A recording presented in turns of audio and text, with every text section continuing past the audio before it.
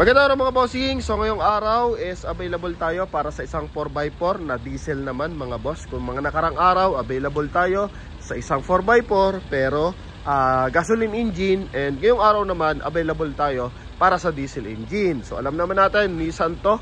At ito po mga bossing is 2019 na Nissan Terra na BL variant automatic transmission na 4x4 unit. And makina nito is 2.5 liters na turbo diesel, 187 horsepower. Ang kagandahan pa dito mga boss is binigyan tayo dito ng malaking discount. So mamaya papakita ko yung ebidensya. Yung walk-in price nila dito mga bossing 1,318,000. Ano po? Then sa atin mga boss binibigay lang to sarado 1.2. Napakalaking discount yan mga bossing. And same time sa unit naman, sa features hindi ka mapapag-iwanan dito. And yun nga, top of the line to mga boss. Kagandahan pa dyan, naka 360 camera. Yan, so magaguide yung driver mga bossing. Okay. Yan, magaguide yung driver mga boss para maiwasan yung collision sa unit. And ang kagandahan dito mga boss, hindi pa to nagagamit pang enthusiast trail mga boss. Okay, siguro nagamit lang to sa mga rough road area, punta ng probinsya. Pero yung sasabihin natin na ginamit na to sa mga off-road session, mga river crossing, so possible hindi pa mga boss kasi napakakinis pa ng unit. So naka all stock naman yan. And pagdating dito sa front area, daming yan, chrome accent. So chrome yung kanyang headlight cover mga boss, naka projector yan. Din dito may malaki ding chrome accent mga boss. Yun din sa babang area kasi yung kanyang headlight mga boss is chrome nga, kasama yung kanyang door handle and yung kanyang side mirror, din yung kanyang tail light. So garnish po yan mga bossing. Then pagdating sa side, naka R18 na naka 2-tone mags yan mga boss. Yan, then 85% red light. Wala rin tama yung kanyang mga stepboard mga bossing. Okay, then eto naman all leather yung upuan and naka platinum yung kanyang tint. Yan. Okay, so platinum yung kanyang tint mga bossing, kaya napakaliwanag pagdating dito. So although dito mga bossing para siyang medium ba to o parang dark na to mga boss. Okay, so minimal ka na lang makita sa loob And pagdating naman dito sobrang liwanag mga boss. Kita naman yung branding Yan, so platinum tint yan mga boss. Then all leather yung upuan nito. Yan, so naka-ano na rin siya. Power adjust yung side upuan pala. Yung side mirror mga boss yan, naka power adjust yan. Then naka 6 airbag, so naka 10 airbags mga bossing. And yan, may stability control, so normal na lang to mga bossing. Ino-off lang yan kasi nga naka 4x4 unit to. So balancing kasi ng unit yan. And same time mga boss, ito yung kanyang steering wheel, naka leather. Then may cruise control, meron siyang hands-free connection para sa ating 2-din audio system mga boss, na automatic climate control. Ito yung selection niya ng 4x4 and meron din siyang decrescent assist mga boss, yung mga pagpababa, ganon mga bossing. Then if ever dito sa likuran, yung kanyang cooling, pwede mong i-off, pwede mong i-on. Then dito pag fold ng upuan sa likuran, pwede rin mga boss. And yan yung presyo mga bossing 2019 Nissan Terra. Presyo 1,318,000. Pero sa atin binibigay ngayon, although nego, pero ang laki ng discount mga boss. Siguro dito makukuha mo yan 1.3 sarado o 1.380. Pero sa atin mga boss 1,200,000 binibigay. Okay, then mileage eto po.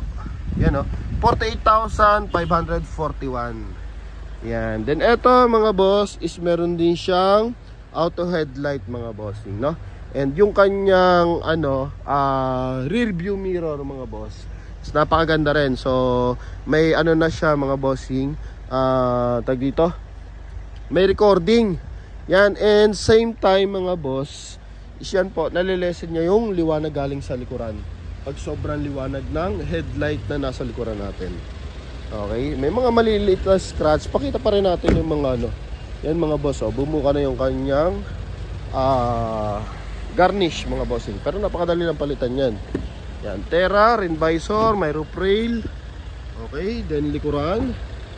Yan, so ito mga boss, pwede siya naka manual fold. Yan, papakita natin Yan, pwede siya naka manual fold, ikutan natin. Okay, para sa mga buyers nating bibili, ito. Likuran natin, tuloy muna natin to. Naka 4i sensor. And may reverse parking camera, syempre nga naka 360 yan, 4x4. Yan, optional naman to, hindi naman siya all time 4x4 para mas matipid pa rin sa fuel consumption kung ayaw natin gamitin yung 4x4 and mas malaki ang birada. Kumbaga yung puwersa kapag nasa highway, kapag naka 4x2. Okay, advantage lang na ito, syempre sa mga matatarik na lugar, loaded ang unit, talaga hindi ka mapapahiya. Okay, so pwede mo itong panghatak. Yan. So ito mga boss, pagmasdan yung maigi. Yan. Yan, okay. So dito lang yan, automatically fold. Pwede mo rin patayan. Ito naman, pwede mo patayin yung reverse parking sensor. Okay, then ito yung kanyang center console.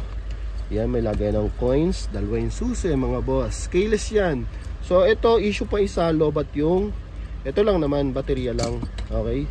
Yan, then ito yung kanyang mga boss, armrest. Yan. So may remote, para saan kaya itong remote mga bossing? No? I think TV Plus. No? Yan. Then ito yung kanyang head unit mga bossing. Lipin natin kung ano meron sa head unit. So I think ayan. So Android Auto and naka Apple CarPlay na rin siya. Yan mga boss. Lagyan dito, bottled water holder. Bukod dito meron. Then merong concept na kulay brown and gray. Yan. So tumutunog dahil seat belt nakaupo tayo. Dito naman sa kanyang ceiling, so may lagay ng eyeglasses. Okay. So ito naman ilaw para sa dome light. Then dito is sun visor with mirror. Then dito rin sa kabila. Yan. Okay, so airbag. Dito naman sa ibabaw ng dashboard is ito, meron din siyang 12 volt socket. Pagdating sa baba, dalawa yung para sa USB. Same time, meron din 12 volt socket. Selection natin ng 2-wheel drive and 4-wheel drive mga bossing. Yan, meron ding 4-wheel drive na high and meron 4-wheel drive na low. Yan, okay. So pag low, yan yung talagang batakan na mga bossing. Okay, kumbaga may ihitotaw tayo. Then, ano pang meron dito? Gulong, nabanggit na natin. Bridgestone niya na 85% red light. Yan, ito yung likuran. Sa tumatawag, mamaya po natin sasagutin. May seal guard pagdating dito sa kanyang likuran mga boss. Okay. Ito. Yan. Dito naman mga na lang. Dito 12 volt socket pa rin. Yan. Takin lang natin ito mga boss. Hindi natin mahatak kasi kailangan may alalay. So ito mga bossing is napopold to pag ganon. Ano po? Yan. Para kung sakasakali lalagyan natin ng gamit. Ito pala. Baka ito sa baba. Baka yun yung paangat mga boss. Yun nga. Okay, then ito paangat. Wow. Okay. So leather yan mga bossing. Sa BL variant lang naman may leather. Okay, pag hindi 4x2 4x4 lang. So advantage nito is 4x4 unit.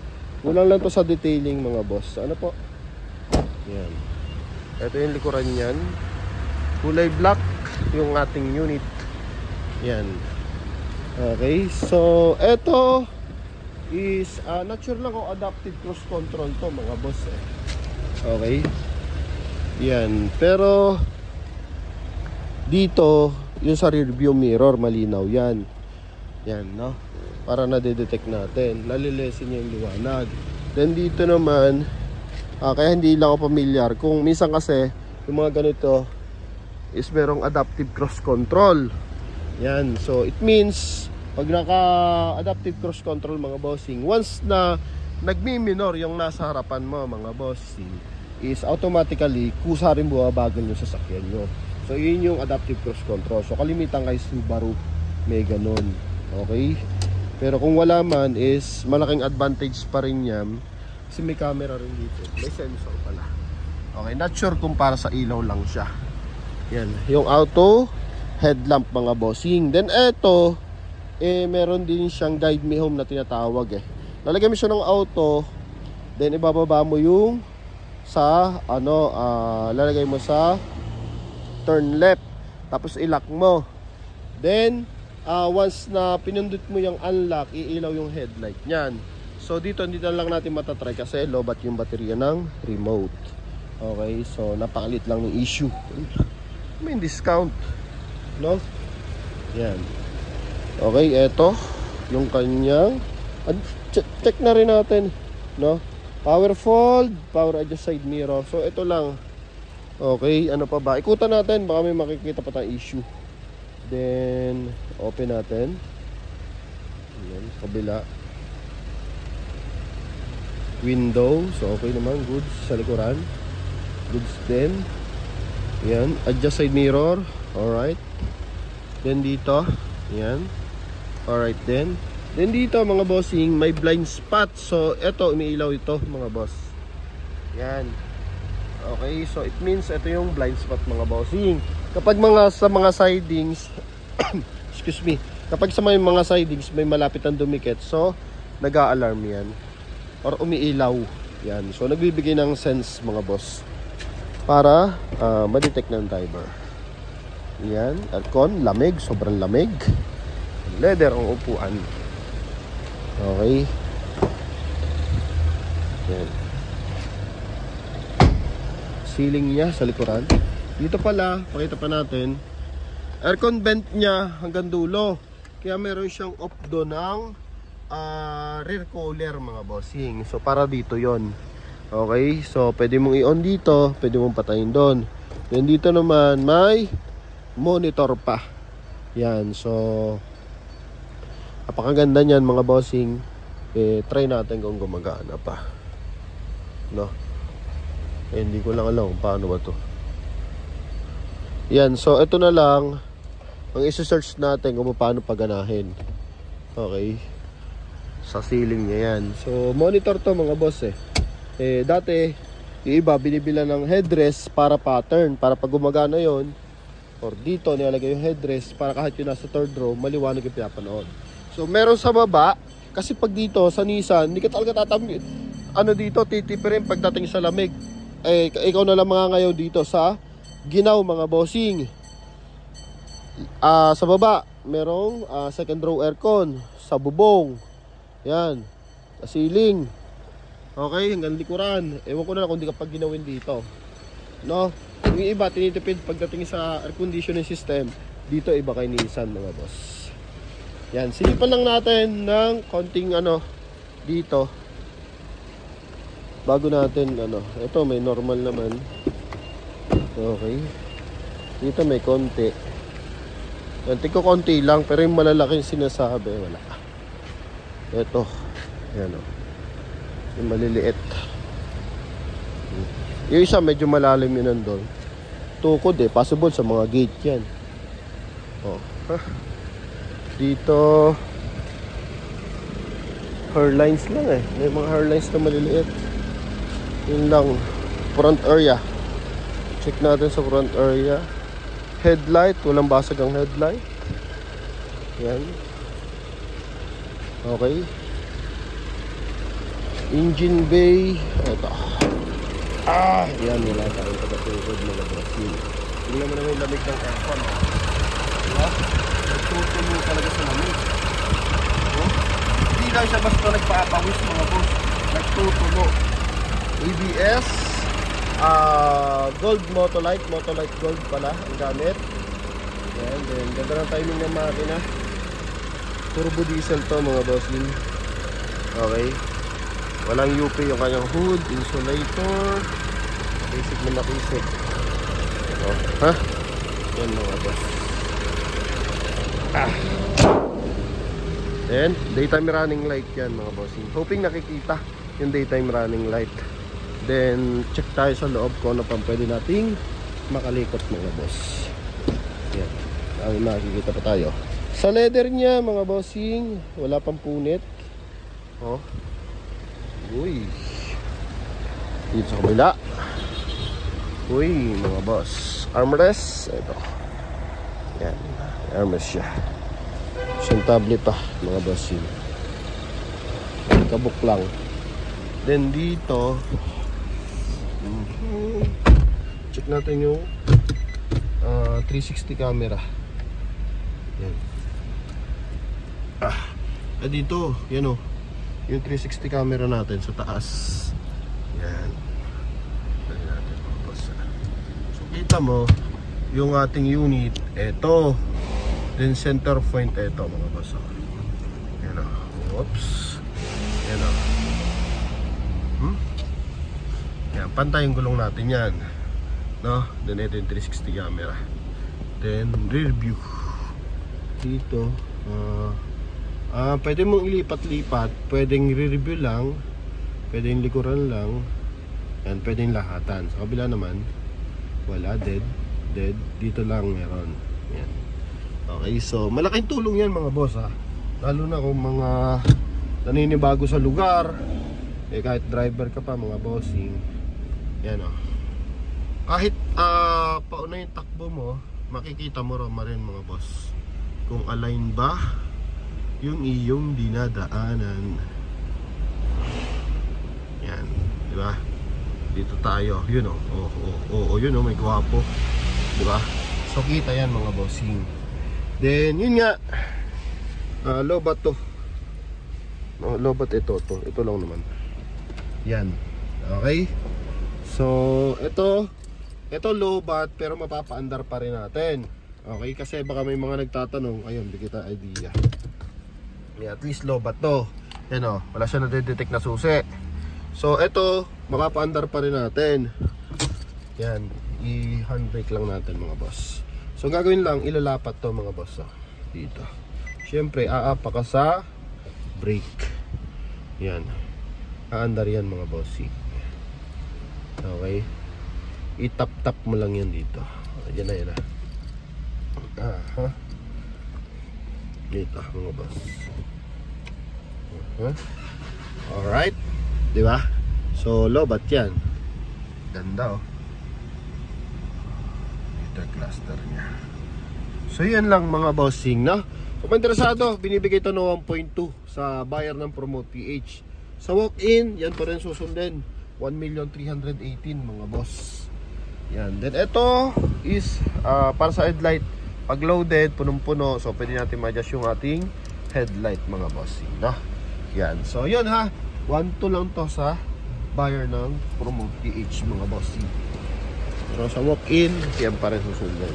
Kausap kasi natin dito yung may-ari. Ano po? Siyempre pag nandito is yung mga bantay, follow yan muna sa tag price. Then may pattern kasi sila ng discounting. Okay, so pag kinaya na sa maliit na discount, so ibibigay na yan. Then kapag hindi, nagkakasagaran kasi hindi naman lahat ng buyer sumasagad ng discount. Kumbaga, lalo na pag ganito na madalang ang unit, mabigyan lang sila ng konting discount, kukuhain agad nila. Okay? Pero sa ating mga viewers, laking advantage. Madalang na yung unit, ang laki pa ng discount na makukuha. Kaya yun mga bossing, sa mga interesado, so tawag lang agad sa ating contact number na nasa screen. Connected to ng buyer, connected to ng ating Viber and WhatsApp mga boss. Recommended to mga bossing, no? Yan, so eto yung kanyang huling sulyap sa ating unit. Okay. Yan o. Yan mga bossing. Itim na itim yan mga boss. Pwede mo ang kargahan to ng bullet proof mga bossing. Uso pa naman ngayon ang mga bullet proof. Yan. So yun lamang mga boss. Kung interesado, ito po. Thank you very much and God bless you all. Bye bye.